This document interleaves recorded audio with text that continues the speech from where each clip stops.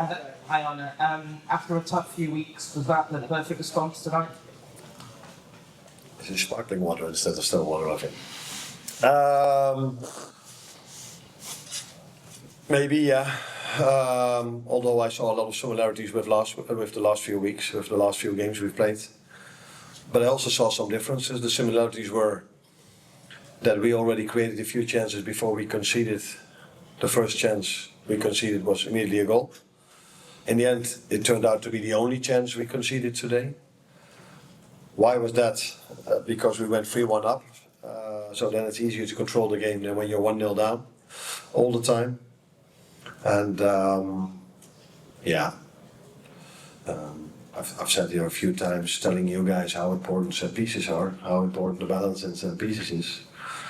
And now we were able to score 2, so you go with 3-1 up in halftime because you score 2 pieces. That's 2 set pieces.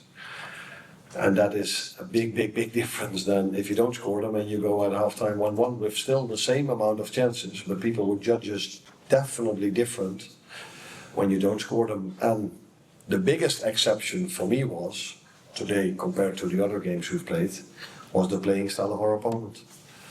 So we got also some energy out of the moments we could press them, which in the last 4 or 5 games we played, we were not able to press the opponent because the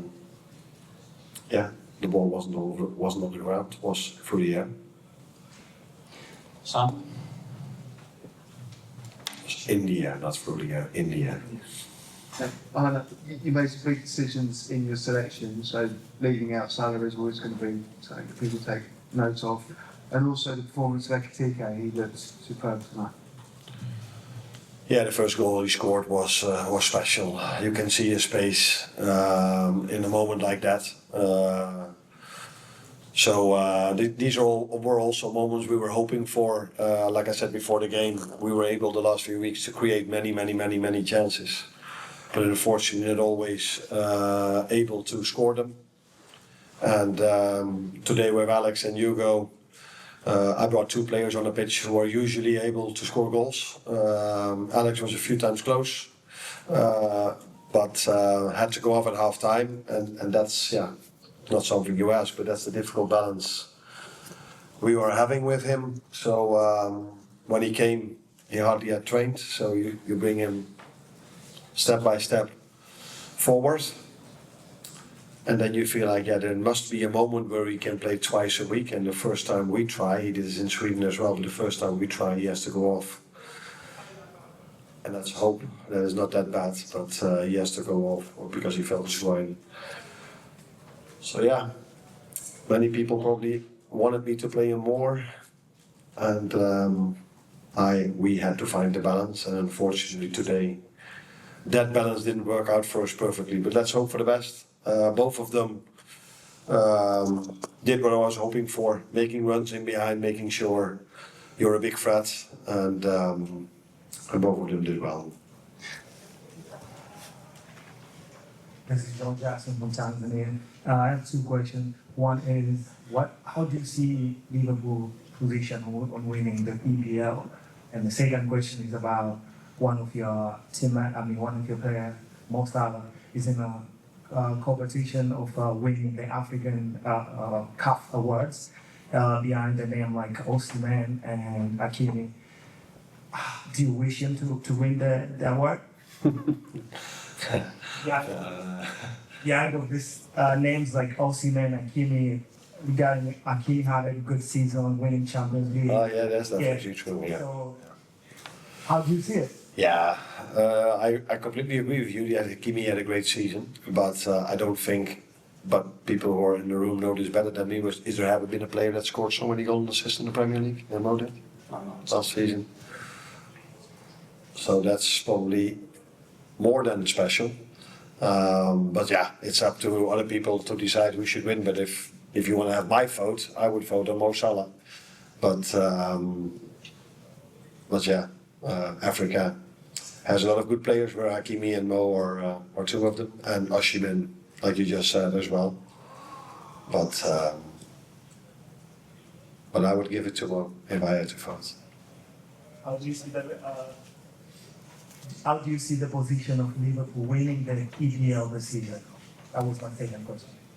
Now we are mainly focused on the short term at the moment. By the way, we are always focused on the short term, on the next game, and we know we have the quality and the team that can compete. Although it's not really helpful that with Alisson being out, with Giovanni Leoni being out, I expect Jeremy Frimpong definitely to be out now for a few weeks. Expect, not sure, but expect. And let's wait and see how it is with Alex. And although people like to talk about us thinking that we have 25 to 30 first team players, when we play 11v11 on the training session, we almost always need 1 or 2 players from the under 21. So that is something I'm aware of. We have a lot of games to be played, but we have a very good team, like our competitors. But we are focused now on winning the next Premier League game because we've lost the last 3. No. Is that still? Good evening, Mr. Slot. Hello. After 10 minutes, you had a long conversation with Dominic Sloboslai on the sideline. What was the topic and how did you see his performance today? The topic was that my team and myself watch 3, 4, 5, 6, 7, 8 games of the opponent, and not once they've played like this. So we were expecting a 4-3-3, maybe with a winger and a 9 press. We were expecting a 4-4-2. We were even expecting a 5-3-2, but we weren't expecting a 5-2-3. And that's what they did. The good thing is it's quite familiar for us because Palace plays it, United plays it, Burnley played it. So I had to adjust a little bit how we wanted to press, and so that's what the conversation is about. Dominic again had a good performance. Since I'm here, he's one of the players that maybe after Virgil and Mo have played the most minutes for me. That tells you what I think about him. Could you just give a bit of detail on Jeremy's injury and what it is? And also, you mentioned Isak, you're a little bit aware that he was close. Was he in the red zone before the match? No, he was in the red zone. We wouldn't have played him. But you try to prepare players for once a week football. But if you are Liverpool and you play every 3 days, or normally 3 times in 8 days, but we've been quite unfortunate this season that we have to play 3 times in 7 days. Then you try to prepare them for that program, which is not always so easy if you don't have pre-season.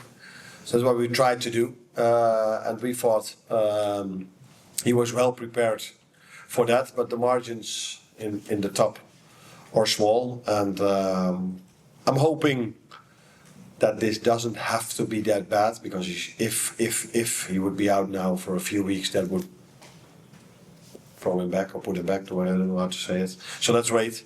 Jeremy is a hamstring issue, so came back from a hamstring injury a few weeks ago.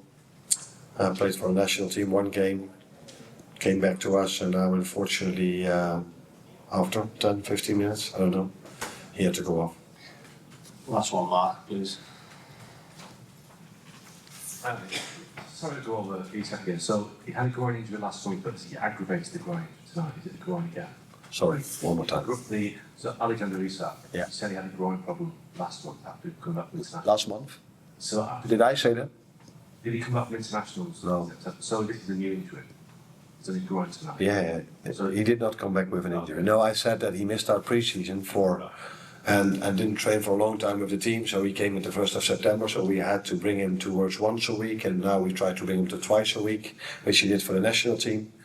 But he was perfectly fit when he came back from the national team, and he was perfectly fit before the United game, and we were expecting him to be ready to play again today, which he did, but he felt his groin indeed a little bit. Yes. So obviously he's missed pre-season. Is it possible for a player to catch up? If he's missed the whole pre-season, how long will it take? Could it take weeks, months to get him fully fit to where he needs to be?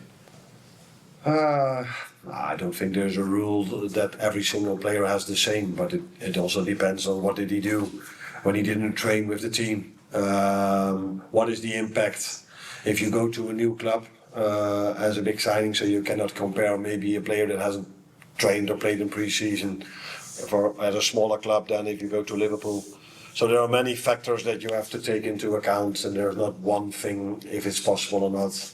I think we did exactly what was needed. We were really careful of him. Swedish national team in the first time as well, and they played him twice last time, which he could do. So not criticizing at all the Swedish national team, because we actually told them that he's ready to play twice. So it's a thin balance if you missed out on pre-season, and some march through it, and some unfortunately get injured again. Cheers. Thanks, guys. Thank you.